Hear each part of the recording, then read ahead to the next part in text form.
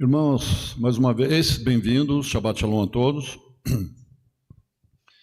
Então, nós vamos dar continuidade nos estudos das Parashot. Estamos na 20ª Parashá, com o nome Tetzaveh, que significa ordena, com o tema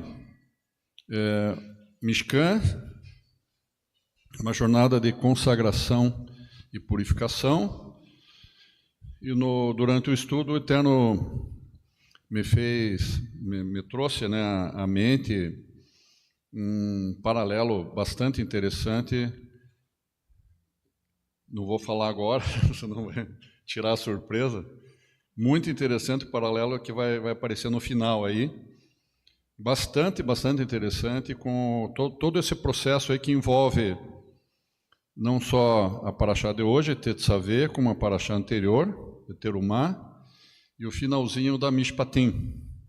Então, na verdade, a temática de hoje envolve essas duas Parashot, a de hoje a anterior, finalzinho da Mishpatim também. Então, muito interessante. Vamos dar prosseguimento. Querido Pai, em nome de Yeshua, agradecemos o Teu nome nessa manhã de Shabbat. Estamos alegres, felizes, Eterno, pela Tua presença em nossos corações, neste lugar aqui, pela ordenação do Shamashim de hoje.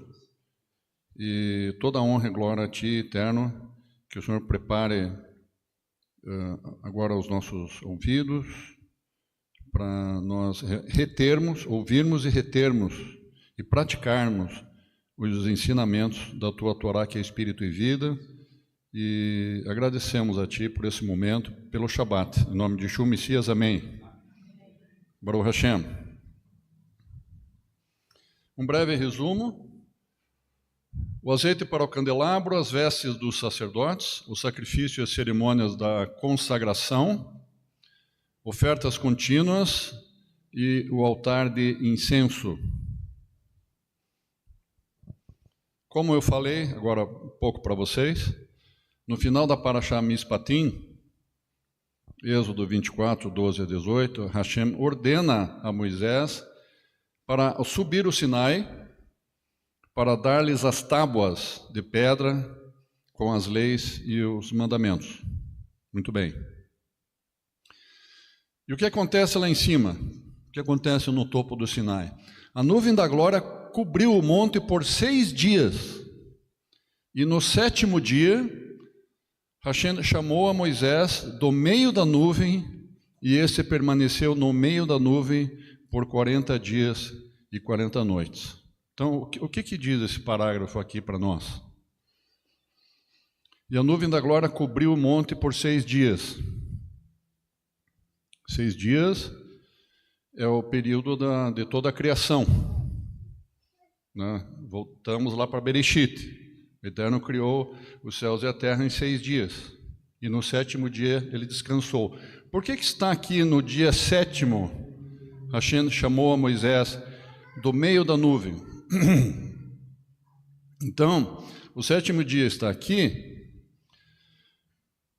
porque um dos tópicos, um dos itens que nós falamos, o que é o Shabat? O que é o Shabat, além de você parar, um dia de descanso, um dia de deleite na presença do Senhor, para você parar, buscar as coisas do reino de Deus? O que é o Shabat? É um sinal do quê? Um sinal de aliança, muito bem. Qual aliança? Sinal de qual aliança?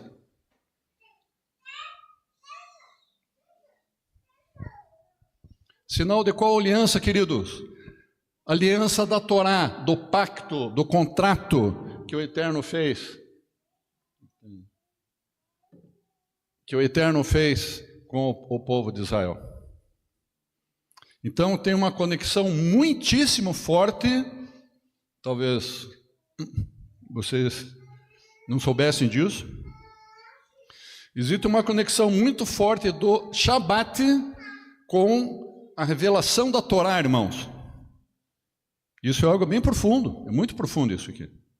Então, no sétimo dia, Hashem chamou a Moisés do meio da nuvem, e esse permaneceu no meio da nuvem por 40 dias. Então, é o princípio de um processo, o princípio dele ficar ali 40 dias e 40 noites. E o que acontece nesses 40 dias e 40 noites?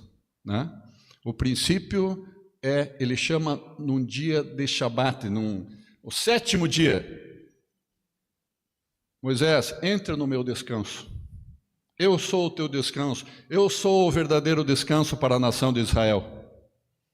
Você e Israel e as nações, sem mim, nada poderão fazer. Eu sou o descanso de vocês. Eu sou o grande Shabat de vocês. Então, se vocês não sabiam disso, o Shabat está diretamente ligado com a revelação da Torá, irmãos. Isso é algo muito forte, é muito forte. Logo em seguida da revelação da Torá, por uma questão de ordem, o próximo assunto a ser descrito seria o episódio do bezerro de ouro. Presta atenção. Já, né? Depois da revelação da Torá, depois dos 40 dias, né? Por uma questão de ordem, qual seria o próximo assunto? O próximo assunto a ser descrito seria o episódio do bezerro de ouro, em que Moisés quebra as tábuas, ele fica irado com aquela situação que ele vê lá. O Eterno já tinha dado uma prévia para ele, lá no monte, o que estava acontecendo lá embaixo. Quer dizer, ele desce o monte já tremendo, segurando aquelas tábuas. Quando ele realmente se depara com aquela situação terrível, aquela algazarra, porém, é como se a gente estivesse pulando aqui as etapas, né? Eu coloquei ali, ó. Porém, não é bem isso que acontece. A Torá sempre tem as surpresas, né? Isso que é bom de estudar a Torá. Não é aquele romance contínuo que quem lê romances, né? Você já vai, tem um feeling, quando você lê a outra página, é bem assim que eu imaginava. Quando você lê a outra, terceira página, nossa, é mais ou menos isso que eu imaginava que ia acontecer. Na Torá não é assim. Nunca pense que você sabe o que vai ter na página seguinte, porque vai vir uma surpresa. A Torá é assim. De Êxodo 25:1, presta atenção aqui agora. De Êxodo 25:1 até 31:18, envolve duas parashot, Terumá e Tetzaveh, que são nada mais nada menos do que 7 capítulos. Hashem ordena a Moisés para trazer ofertas para o Mishkan, iniciando com um item bem especial: a Arca da Aliança.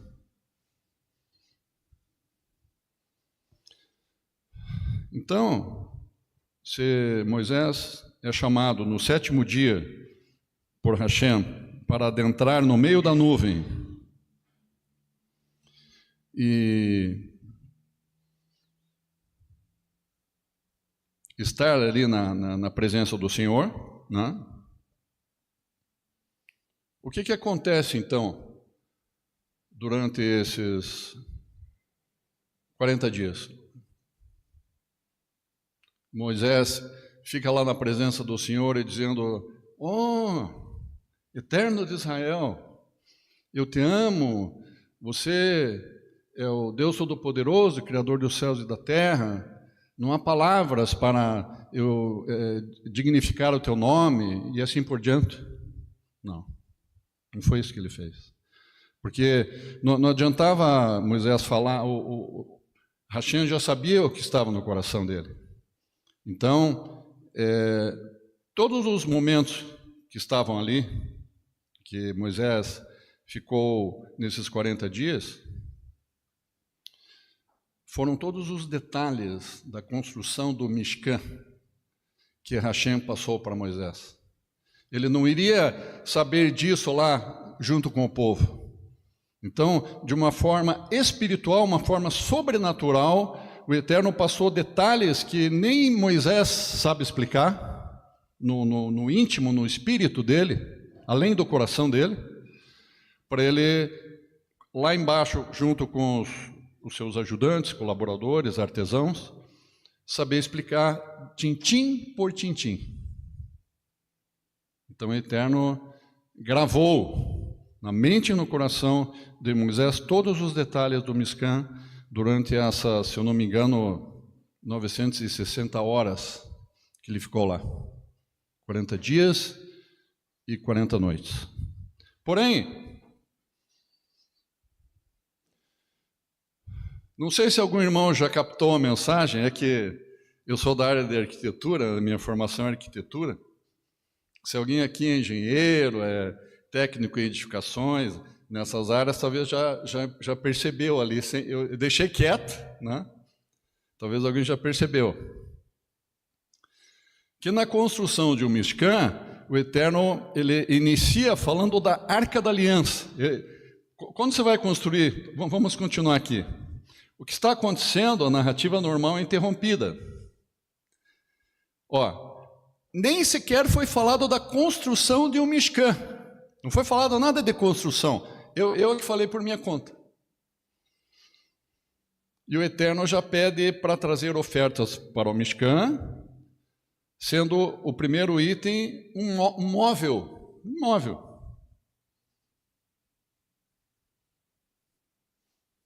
Quem entende de edificação, na construção de um tabernáculo, de um Mishkan, você começa uma casa, deixa eu perguntar para as mulheres que gostam de decoração.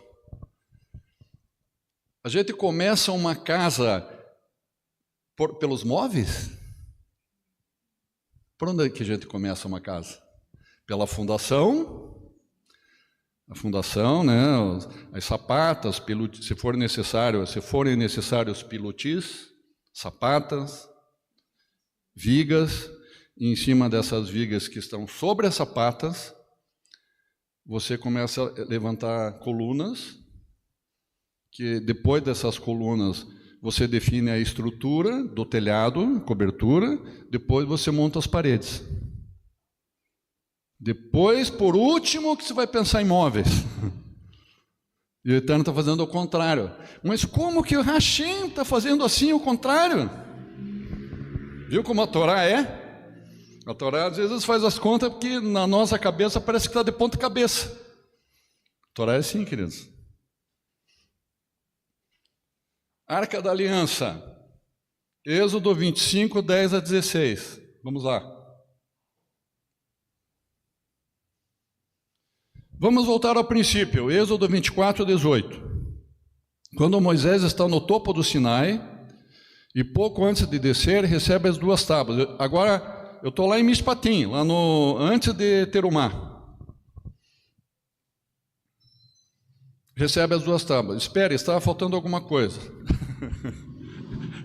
A Estela, quando eu termino as parachotas, a Estela, que é professora, né, vai fazer as correções. Daí ela está fazendo as correções, ela dá umas risadinhas das frases que eu coloco. Espere, está faltando alguma coisa. É que me vem aquilo, é o que eu sinto, né, naquela hora. Peraí, está faltando alguma coisa, eu escrevo ali. Você nem precisava escrever isso, você só fala. Não? Ele ficou no meio da nuvem durante 40 dias e 40 noites, um total de 960 horas, antes de Hashem lhe entregar as tábuas. Nossa, vocês já pararam para pensar nisso? A gente fica aqui de manhã, né, 2 horas e pouco, 2 horas e meia, talvez, que vai a 3 horas, pronto. 3 horas para 960 horas? Nossa, é uma diferença, né? Quantos coffee break tinha que ter aqui? Coffee break, almoço, janta, lanches, frutas às 9 e meia, 10 horas, que nem o Rocha vai comer frutas às 9 e meia, 10 horas. Uma dica para o Rocha ali também. Faz muito bem para o intestino. Então, irmãos, não é pouca coisa, 960 horas. Então, Claro, é óbvio que na humildade, no caráter de Moshe, claro que tinha momentos que ele ficava engrandecendo o nome do Eterno, não tem como, né? Com absoluta certeza, não vamos nem falar sobre isso, questionar isso. Mas grande parte desse tempo foi usado para a explicativa do Mishkan, da montagem do Mishkan. Né? Se entendermos o que explica Êxodo 24:12, que diz assim: disse a Hashem a Moisés: sobe a mim ao monte e fica ali, e dar-te-ei as tábuas de pedra, as palavras e os mandamentos que escrevi para os ensinar.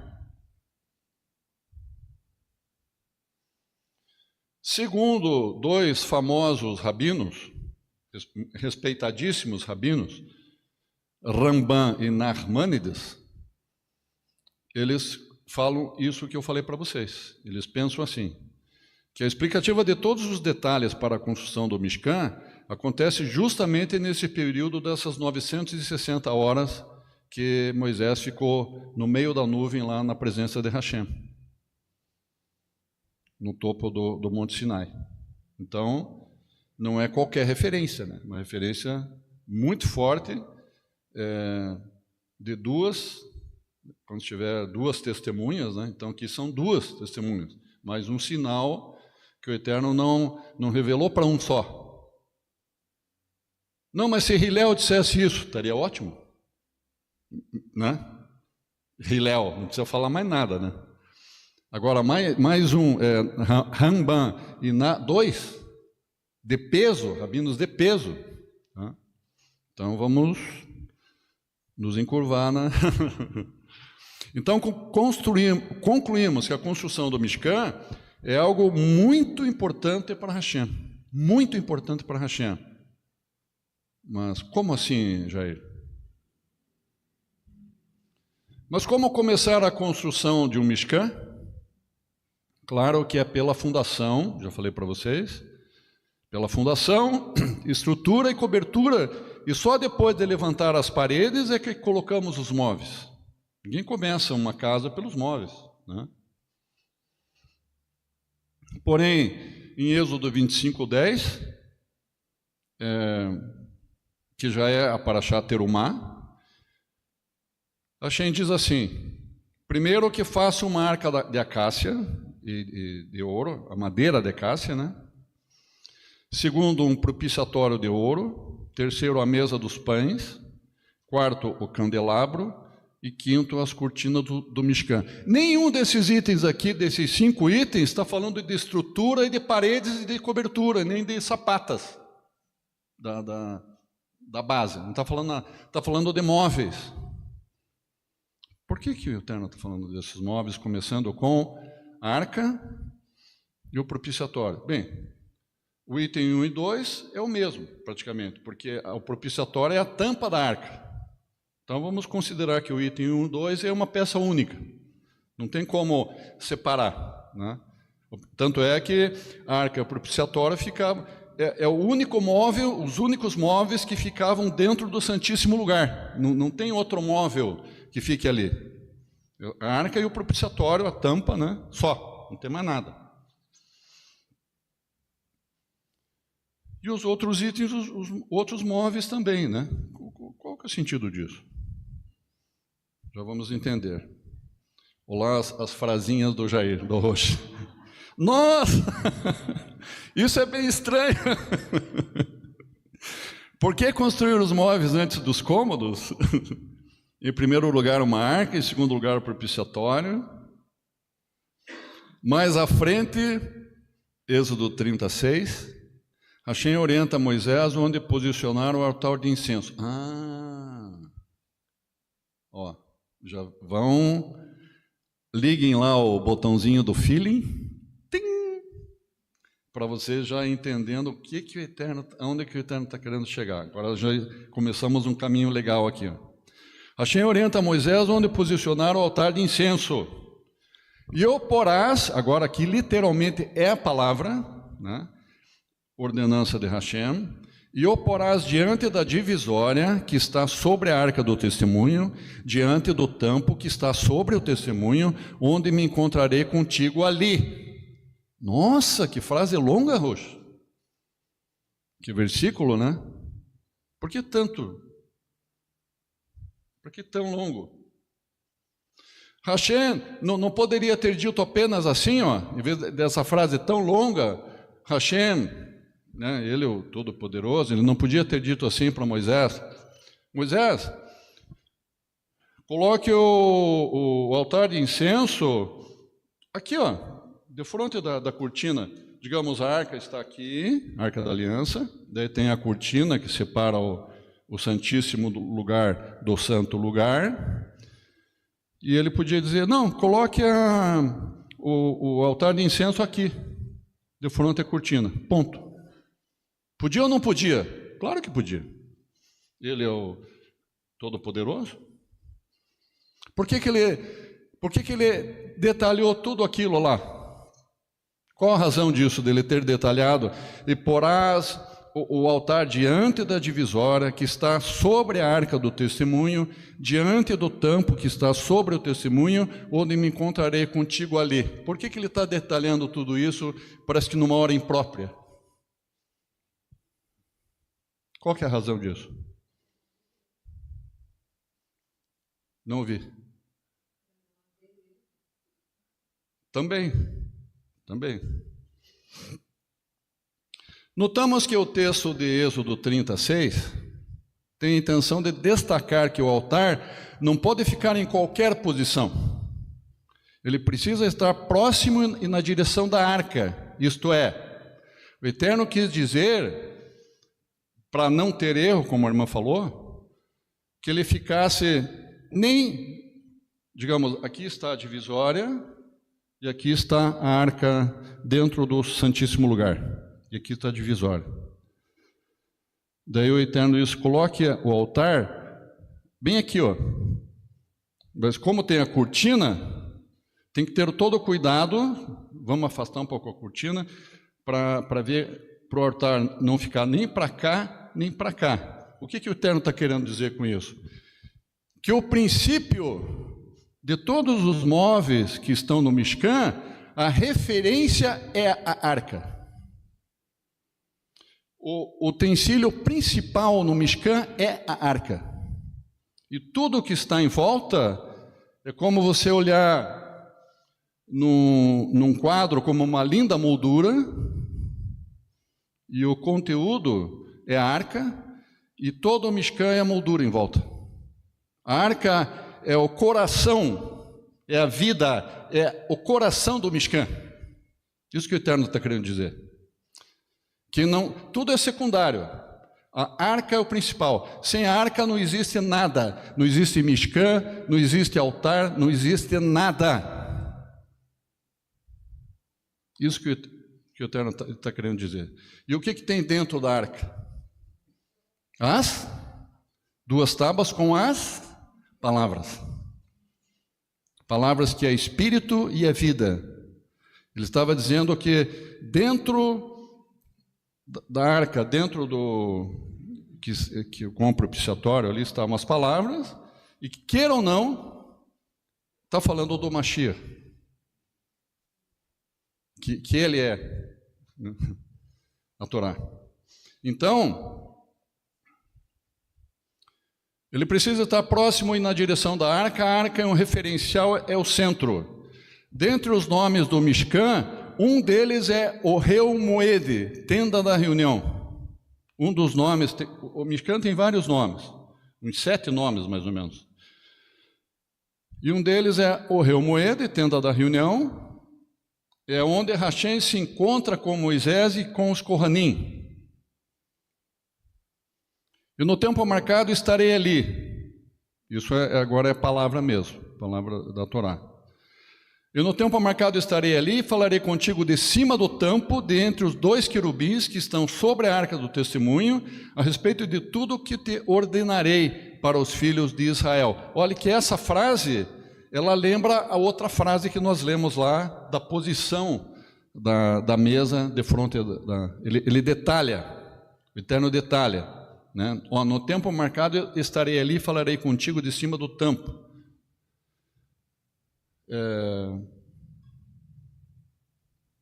De cima do tampo, entre os dois querubins que estão sobre a arca. Ele quer dizer assim, ó, eu estarei no lugar, Moisés. Em resumo, ele quer dizer assim: quando você esteve no alto do Sinai, no meio da nuvem comigo, exatamente este momento eu quero transportar do alto do Sinai para o chão do deserto. Vou trazer daqui para cá, no chão do deserto. E lá, as 10 palavras foram reveladas para Moisés dentro da nuvem. Depois, como primeira etapa, o Eterno revelou as 10 palavras dentro da nuvem para Moisés, as palavras. Daí, numa segunda etapa, ele deu as pedras, e numa terceira etapa, essas pedras primeiras foram quebradas, e numa terceira etapa, ele deu novas tábuas que não foram quebradas. Tem tudo isso aí. E me farão um santuário e morarei entre eles. Êxodo 25, 8. Então, voltando aqui nesse verso aqui, ó, o Eterno está querendo dizer sempre que ele estará no lugar onde está a palavra dele, onde está a Torá. Então, o que o Eterno está dizendo para nós aqui hoje também? Eu não sei qual é a percepção, o feeling, o sentimento de vocês, mas eu comento com a Estela, nossa, a gente sente a presença do Senhor, não tem como negar a presença do Senhor aqui na Sarel, Baruch Hashem por isso, né? Nós não merecemos, mas o Eterno nos honra com a presença dele. O que tem aqui, irmãos? O que tem aqui, irmãos? Isso aqui, o Eterno está dizendo para nós aqui hoje, que a primeira etapa era tirar aquele momento do alto do Sinai, ele vai para o deserto. E do deserto ele vai para Jerusalém. E de Jerusalém ele vai para as nações. E esse momento do Sinai está aqui. Esse momento que Moisés esteve na presença do Senhor, no alto do Sinai, está aqui e agora, irmãos. Nós não merecemos isso.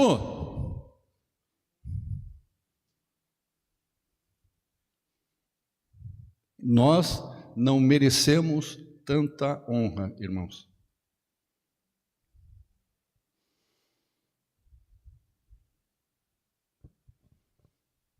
E me farão um santuário e morarei entre eles. Êxodo 25, 8. Concluímos que as 2 tábuas são o centro do Mishkan e os demais utensílios estão ali em razão das tábuas. Aliás, o Mishkan também é chamado de Mishkan Haidut, tabernáculo do testemunho. Como assim tabernáculo do testemunho? Espera aí, eu já ouvi falar nas tábuas, né, do testemunho, Arca da Aliança. Olha aí, Arca da Aliança e o Shabat é um sinal de aliança.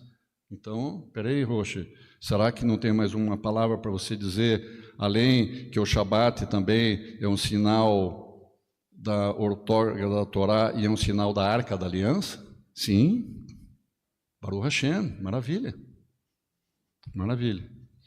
Então, mais um nome do tabernáculo, do Mishkan, é tabernáculo do testemunho. Isso está em Êxodo 38, 21, não estou inventando isso, isso é real. Êxodo 38, 21.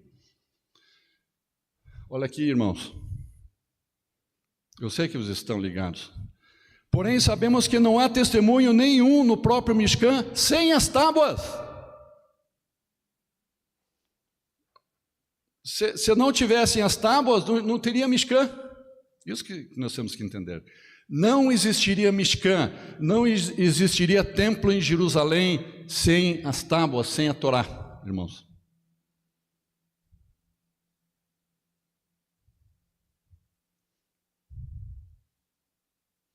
O próprio Mishkan testemunha a revelação da Torá. O Mishkan todo é uma linda moldura e a tela, o óleo fantástico que está ali é a Torá. E o Mishkan é uma linda, belíssima moldura. Está protegendo como um grande cofre, uma grande um domo protegendo a Torá. Ó, do monte para o chão do deserto para Jerusalém, e de Jerusalém para as nações. Isso é muito lindo. Se cumprindo, desde que Jeremias, Zacarias, né, falavam que o Eterno ia colocar a Torá em nossos corações, está se cumprindo tudo isso. E vai se cumprir muito mais. É muito lindo. E nós não merecemos. Por que toda essa proteção para as duas tábuas? Por que tanta proteção para as duas tábuas? As tábuas não são apenas um registro de normas, elas são uma constituição. Esse é um detalhe bem importante. Uma representação simbólica dos valores mais fundamentais sobre os quais uma nação é fundada. Uma constituição, irmãos. E é guardada em um local especial e central, para que sirva como uma constante lembrança da sua origem. Baruch Hashem. Então, todo aquele suntuoso templo de Salomão, por exemplo, suntuosíssimo templo, tem até aqui atrás da minha mesa tem uma foto, um desenho feito por um arqueólogo, que é muito amigo do Rabino Shulam, bem fidedigno como era. É um trabalho feito de um estudo muito antigo de arqueologia, como era o templo mesmo. Me fugiu o nome dele agora. Amigo muito antigo do Rabino Shulam, e que o Shulam aprendeu muito com ele sobre arqueologia lá de Jerusalém, né? Então, é uma imagem, segundo o Rabino Shulam, uma imagem fidedigna de como era o templo, pelos levantamentos arqueológicos, o tipo das pedras, o tamanho das pedras, uma série de coisas, né? E esse desenho que está ali, eu trouxe lá de Israel. Uma vez esse amigo do Shulam foi na congregação lá foi no Netivia, que a gente estava lá, e ele deixou algumas amostras lá para venda, cópias, né? E eu comprei dele, eu trouxe. Então, esse suntuosíssimo templo, por causa da Torá. Não existiria templo se não fosse pela Torá. Essa constituição é guardada em um local especial e central para que sirva de uma constante lembrança de sua origem. A gente tem lido e visto aí na mídia, né, sobre Estados Unidos, Irã, etc. Israel. Uma iminente, né, vamos continuar clamando que não haja guerra, mas a Constituição dos Estados Unidos é guardada na capital, em Washington District Capital. Washington District Capital é guardada, protegida por uma cobertura de titânio, que é um metal muito duro, muito forte, muito resistente, além de um vidro à prova de balas de fuzil muito pesado, um vidro muito grosso. E tem um abrigo, além de tudo isso, ele tem um abrigo bunker. Por exemplo, talvez, até nesse período de uma guerra iminente, talvez já acionaram o bunker. Ele é acionado pelas pessoas competentes lá, e ele vai por uma profundidade que, se der uma explosão nuclear, não atinge o bunker. Mas por que tanto cuidado assim para a Constituição dos Estados Unidos? Por quê? Qual a razão disso? que é protegida por uma explosão nuclear. O Eterno está querendo dizer a mesma coisa da Torá, que é a constituição da nação de Israel. E Israel foi levantado para ser luz, para levar essa constituição para todas as nações. A constituição está aqui. Porque ela é a identidade da nação. Muitas pessoas têm problemas, que vão em psiquiatra, vão em psicólogos, têm problemas de depressão. Segundo os próprios psicólogos e psiquiatras, essas pessoas elas têm problema de identidade. Quando você descobre a tua identidade, parece que tudo, você tem um norte para frente. Nossa, meu caminho agora eu sei que é por aqui. Quando eu descobri minha identidade, se eu estava aqui virado para Roma, agora eu vou virar para Jerusalém. Agora eu tenho certeza que eu tenho que ir em direção a Jerusalém e levar Jerusalém para as igrejas, para as nações. Esse é meu chamado. Eu vivo por causa disso.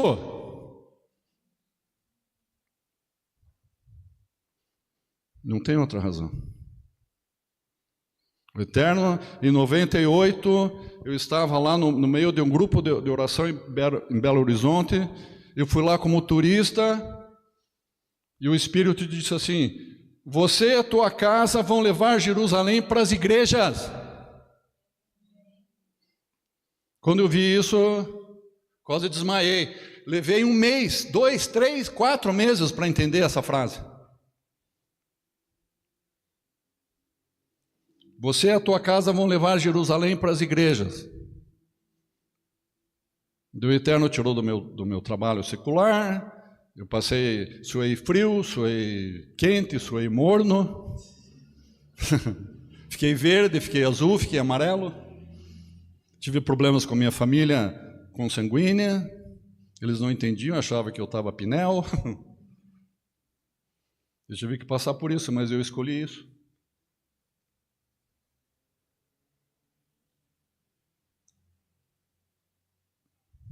Levar Jerusalém para as igrejas.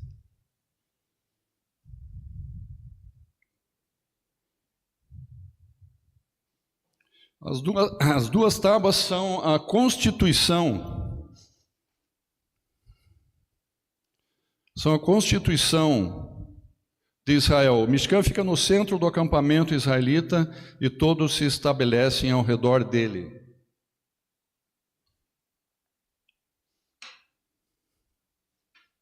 Sempre no centro, olha. Tanto a arca, né, que era ela não estava exatamente no centro do Mishkan, ela estava num lugar espiritualmente central do Mishkan.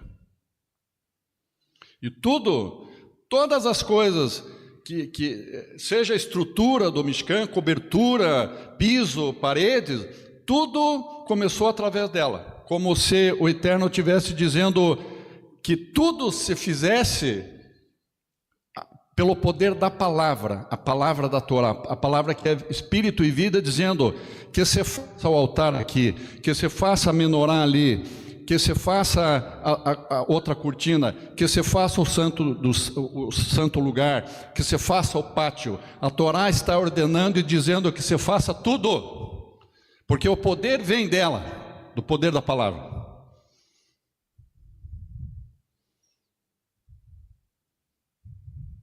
Isto é, essa constituição moral será colocada no coração de Israel. Como assim, Roche? Porque Jeremias falou, irmãos.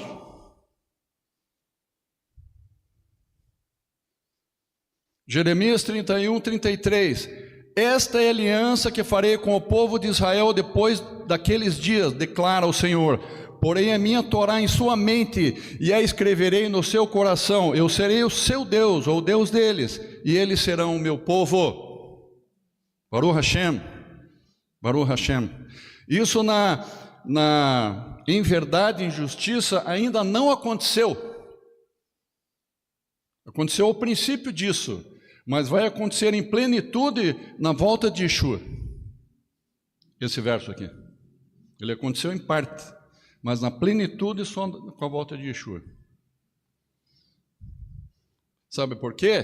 Porque vai chegar um ponto que os que ficarem com Yeshua não precisarão estudar a Torá. A Torá estará no coração deles. Eu conversarei com os meus irmãos sobre a Torá. Nós conversaremos. Toda a Torá estará impressa nas nossas mentes e nos nossos corações. E qual o sinal disso? Que a Torá estará no nosso meio. Yeshua estará ali conosco na segunda vinda dele. Está escrito, se eu continuar Jeremias 31, 33, deixa eu ver se eu acho com facilidade aqui.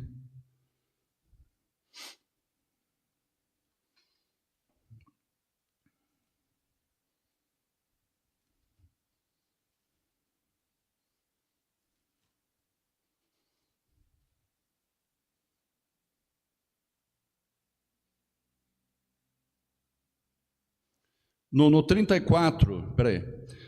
Na mente eles imprimirei as minhas leis e também no coração lhes escreverei. Eu serei o seu Deus e eles serão o meu povo. Não ensinará, no verso 34, não ensinará jamais cada um ao seu próximo, nem cada um ao seu irmão, dizendo, conhece ao Senhor, porque todos me conhecerão, desde o menor até ao maior deles, diz o Senhor. Pois perdoarei as suas iniquidades, e dos seus pecados jamais me lembrarei. Baruch Hashem, sou muito forte. E assim como o Mishkan possui 3 partes, agora vem a parte melhor. Pátio externo, santo lugar, santíssimo lugar. E Yeshua, nosso amado e querido Yeshua, tem 3 lugares o Mishkan. Pátio externo, santo lugar, a parte coberta, e outra parte coberta, santíssimo lugar, onde está a arca com a Torá. 3 lugares. Vocês acham que é em vão que Yeshua no deserto foi tentado 3 vezes? É em vão isso? É uma coincidência? É uma Yeshua-acidência? Ou é uma Torá-acidência?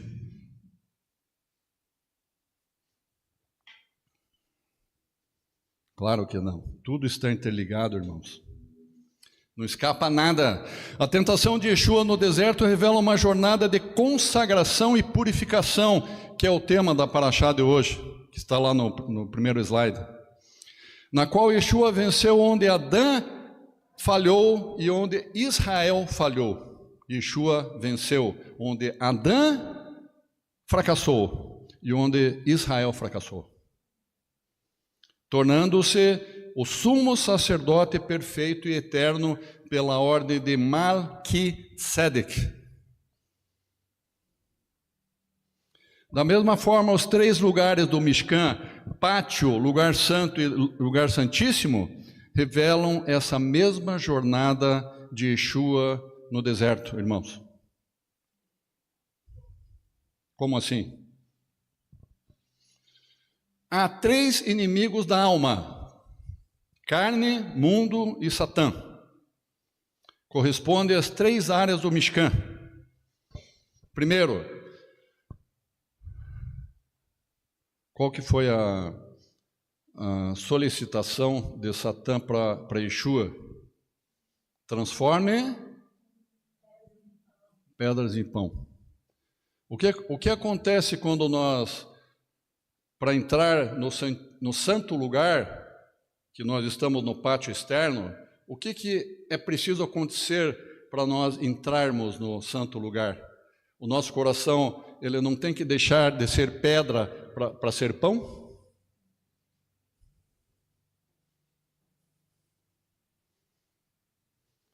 Nosso coração de pedra é quebrado, e o Eterno nos dá um coração de carne temente a Ele. É o nascer de cima. Pátio externo, pão das pedras, concupiscência da carne. A tentação. Agora vamos fazer uma ligação com a tentação nesse episódio aí. Satã diz a Yeshua faminto. Yeshua está faminto no deserto. Porém, Yeshua fez um pacto ali, um acordo com o Pai, Hashem, que ele iria ficar 40 dias em jejum. Então, essa solicitação de Satã, em outra hora, não faria sentido, porque em dias normais, Yeshua comia normalmente. Ele provou.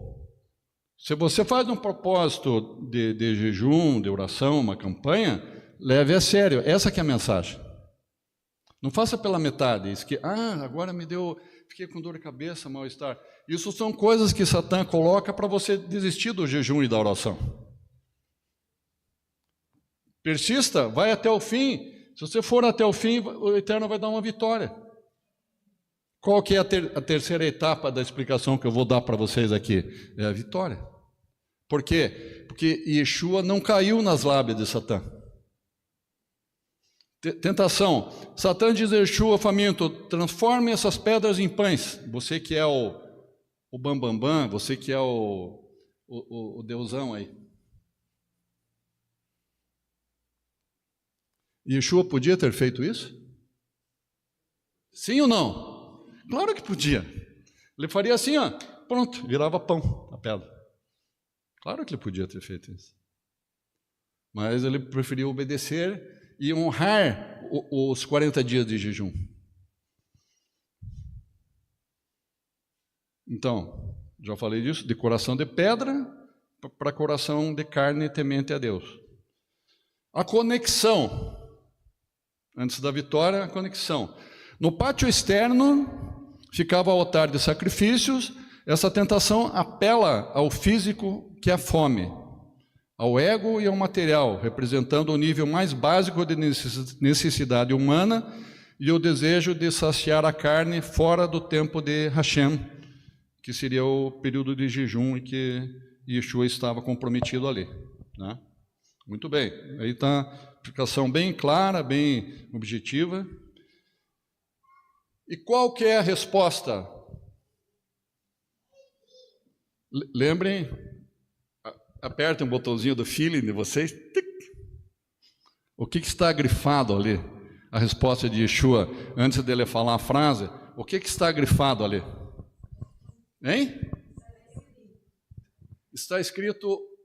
O que significa isso, está escrito? Que essas respostas de Yeshua para Satã, todas as 3 respostas, ele tira do livro de Deuteronômio. Deuteronômio faz parte dos 5 livros da Torá. Então ele está dizendo assim, a Torá diz assim, isso está escrito, ele está dizendo, Satã, você está tentando ser esperto aí, só que veja o que a Torá está dizendo. Então, o princípio da vitória do Messias é a Torá. Assim como a parte mais importante no Mishkan é a Torá. Ele está mostrando que a Torá é mais importante. Ele não está falando dele. Olhe para mim, ele está falando, está escrito. Está sendo humilde, embora ele é a Torá. Mas assim mesmo ele se torna humilde apontando para a Torá, não apontando para ele. Vocês vejam o nível de humildade que pode passar 1000 gerações, a gente não vai entender. A humildade de Yeshua. Está escrito, está na Torá, Satã. Nem só de pão viverá o homem, superando a tentação do nível carnal físico correspondente à purificação no altar. Ele está dizendo que não adianta nada você perseguir, você continuar caminhando, você ter uma meta, 2, 3, pós-graduação, eu quero ser rico, eu quero ser milionário, eu quero ir para os Estados Unidos, eu quero ir para a China. Isso não adianta nada sem a Torá. Você está perdendo tempo. É tudo uma ilusão. Não se deixem enganar, irmãos. Não se deixem enganar. Continuando. O lugar santo, o templo, o lugar santo. O templo, pináculo, soberba da vida. Por que eu coloquei soberba da vida ali? Pináculo, pináculo. O local mais alto do templo. Mais alto. Então, peraí. Eles não poderiam ter ido dentro do Santo dos Santos, lá dentro, que é nível, quase o nível do chão. Não. Satã levou Yeshua no topo, na parte mais alta do templo. Um edifício grande assim. Não sei exatamente quantos andares, né? Se for comparar com o edifício, eu acredito que talvez o 7º andar, mais ou menos, 6º andar, por aí, né? O edifício. Então, fala de soberba da vida, lá em cima, porque eu não falaria isso se estivesse lá embaixo, dentro. Está no topo. A tentação. Satã leva Yeshua ao ponto mais alto do templo, lugar santo, área de adoração, e diz para ele se jogar, desafiando Hashem a salvá-lo. Diz, Yeshua, lança-te daqui, com certeza você não vai perecer, porque o Eterno vai enviar anjos e vão te socorrer, você não vai se machucar, não vai sofrer nenhuma lesão. Né? Yeshua podia ter feito isso? Claro que sim. Mas qual que foi a... Vamos fazer a conexão agora. O lugar santo era a área dos sacerdotes. Né? Nós vamos entender algumas coisas interessantes aqui. O lugar santo era a área dos sacerdotes, contendo a mesa dos pães da proposição, a menorá, o altar de incenso. Essa tentação envolve vanglória. Aí que eu quis chegar, porque Satã levou no pináculo, lá na parte mais alta. Para a gente nunca perder a humildade. O Rosh Jair, grandes coisas. Que o Rosh Jair nada. Eu não passo de pó miúdo da balança. Eu não passo de pó miúdo da balança. Não estou nem aí para título. Eu estou para o que o Eterno vê em mim. Isso me interessa, o que o Eterno vê em mim. Agora, o que acham e pensam de mim, está fora. O que Yeshua mostrou ali? Humildade. E está dando exemplo de quem, seja lá chamache, seja roche, seja cardeal, seja bispo, seja papa, seja... Não passam, todos eles não passam de pó miúdo da balança.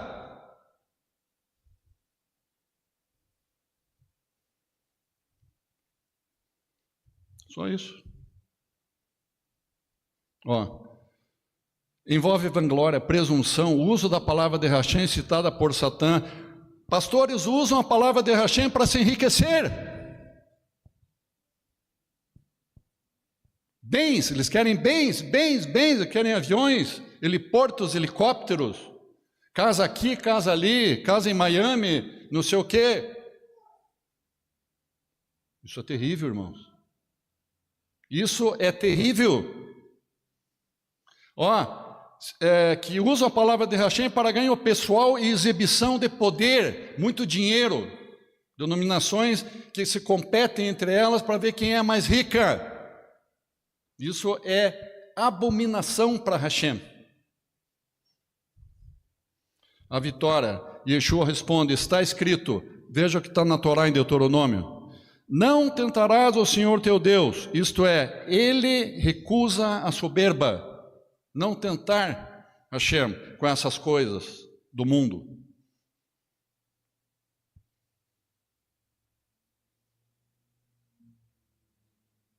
Quando eu saí da empresa, em 2013, a empresa de cartonagem ia se transformar para a indústria. Daí os diretores disseram para mim, Jair, nós não conseguimos entender bem agora que você ia, vamos usar um termo, né?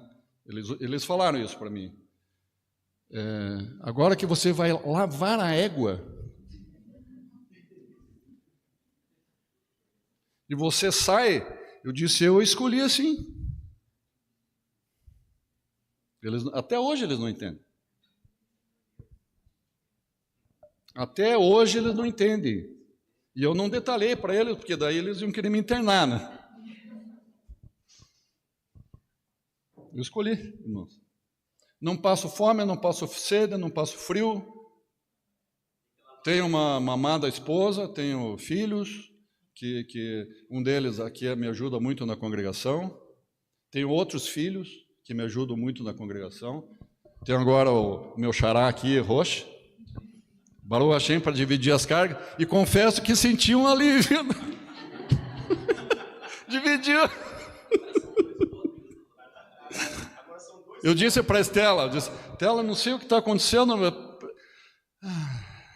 está mais tranquilo. Agora são 2 pós-miúdos na balança. Por 2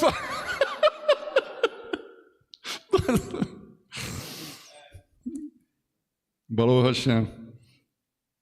Tá, então fala muito de humildade, né? Não interessa em que patamar você está, menos. Seja sempre menos, que o Eterno vai cuidar de você. Finalizando. Último slide. A parte principal, o Santo dos Santos, o Santíssimo Lugar, o Monte Alto, concupiscência dos olhos, poder. Então é difícil, né? O sumo sacerdote Arão tinha que andar. Já assistiram aquele filme, o Violinista no Telhado? Que ele tinha que andar no cume do telhado, um telhado meio cheio de limo ainda, e tocar o violino, não podia errar a música. E se equilibrando ali, e tocando o violino, tipo, tocando o violino numa corda bamba, mais ou menos isso aí, né? Então, não era fácil para o sumo Arão, não era fácil para ele, não. Vamos lá. A tentação. Satã mostra todos os reinos do mundo e oferece poder a Yeshua em troca de adoração. Ó, Yeshua, está aqui todos os reinos para você, todos os reinos do mundo. Eu te dou se você me adorar, se você se ajoelhar perante mim. A conexão. Santo dos Santos é o lugar da presença de Hashem, onde o sumo sacerdote entrava para adorar a Hashem somente. Essa tentação visa o trono, a adoração e o governo. Satã oferece todas essas coisas para Hashem, todos os reinos, sem a morte do cordeiro na cruz, no madeiro. Sem a cruz, sem o madeiro. É o nível mais alto de tentação. Que daí, digamos que Yeshua dissesse, sim, eu aceito. Ele entraria automaticamente no campo da idolatria.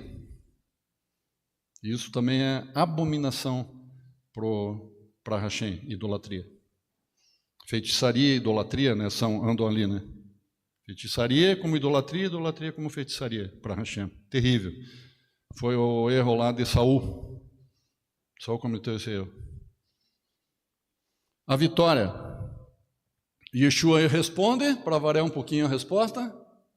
Satã, está escrito aqui, ó, em Deuteronômio. Ao Senhor teu Deus adorarás e só a Ele servirás, purificando o acesso à presença, Santo dos Santos, e reivindicando o direito de adoração apenas a Hashem. Ele confirmou. Satã, não venha com conversa. Você sabe que eu adoro o meu pai, e não fique perdendo tempo aqui comigo, sai fora daqui. E fez isso mesmo, disse, para ele se afastar. Então, a vitória, ele se tornando o sumo sacerdote, né, pela ordem de Melquitzedek. Então, nós temos falado sobre Mishkan, nessa paraxá, vamos finalizar dizendo assim, ó, o mais perfeito Mishkan, que guarda com excelência a Constituição, a Torá, é o próprio Mashiach, Yeshua. Ele é a Torá, ele é a Constituição de Israel, ele é a nossa Constituição. Baruch Hashem. Bendito Yeshua, que vem em nome do Senhor. Baruch Hashem.